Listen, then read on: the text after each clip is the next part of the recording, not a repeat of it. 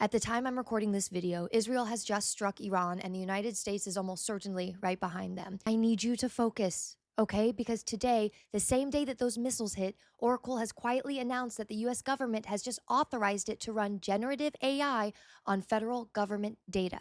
Your data and my data. The contract is titled FedRAMP High with a DISA impact level of 5. That means that Oracle can now run artificial intelligence, meaning pattern recognition, automated analysis, and decision-making tools on the Department of Defense mission data, on classified intelligence systems, and on your Medicare record. And that announcement went up on Oracle's blog the same day that every newsroom in America was pointed at Tehran. Now, I don't want to tell you what to think about all of that, but I will tell you this. The last time we went to war with the Middle East, Larry Ellison used all of the chaos to lock down the UK's entire government data infrastructure because the British are still fighting these surveillance apparatuses and digital IDs that came out of it to this day. And he's doing it again. Except this time he's after us. Before you write this off as Israel's idea and is dragging the US into it, remember who funds Netanyahu's entire military. Larry Ellison does. Remember who controls Israel's entire war data infrastructure.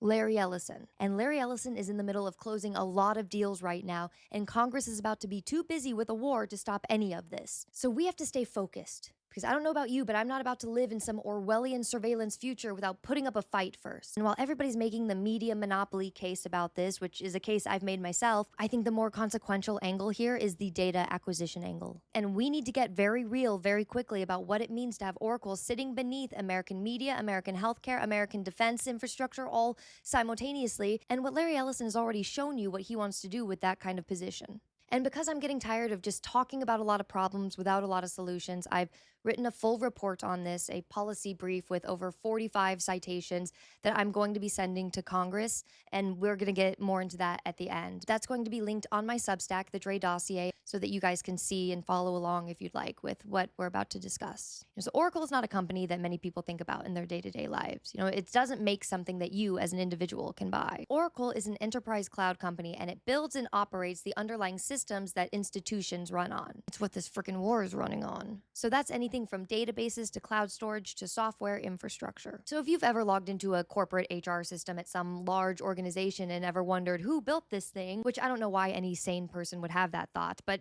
there's a reasonable chance that Oracle built it.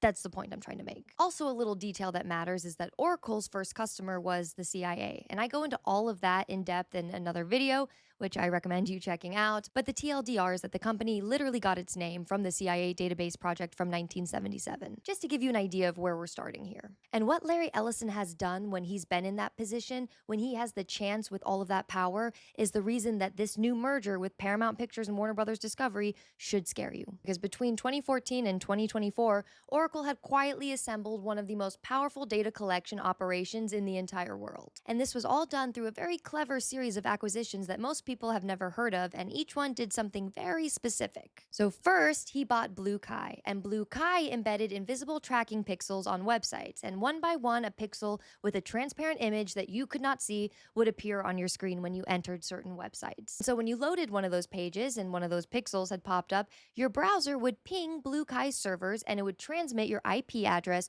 your device information, your browser type, all of that, and set it with a tracking cookie that you could not delete. And Blue Kai was on websites like Amazon, ESPN, Forbes, the New York Times, MSN, and it was estimated to be tracking over 1% of all web traffic in the world. Then Oracle bought Datalogix. Datalogix connected what Blue Kai was collecting about your online behavior with what you did offline. So your in-store purchases, your loyalty cards, any of your credit card transactions, all of that. So now Oracle was starting to build this chain where it knew not just what websites you visited, but it knew what you bought afterward, where you went afterward, who you saw afterward. And then Oracle acquired the company Add This. You've probably seen Add This without even knowing it. It's those little share this on Facebook, tweet this buttons that are basically on every website everywhere. And Add This was on over 15 million websites, reaching 1.9 billion unique users a month. And even if you never clicked on a single button, you never tweeted anything, you never shared this to Facebook, Add This was still collecting your data just from you loading the page. And we know this because in 2014, ProPublica exposed Add This for using something called canvas fingerprinting. So basically, whenever you pulled up one of those websites that had one of those little buttons,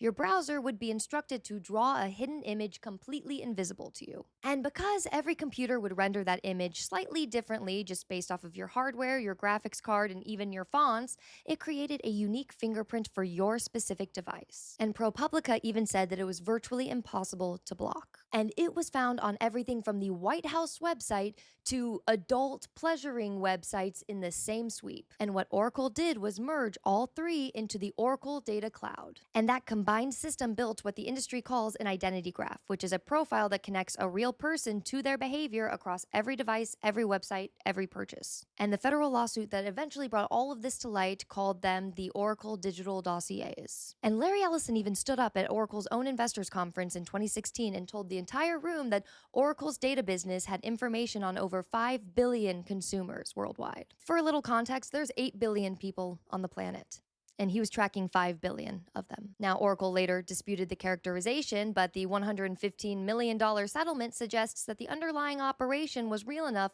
for a federal court to take seriously. Consider this my digital dossier on him. Yeah, that's right, two can play at that game.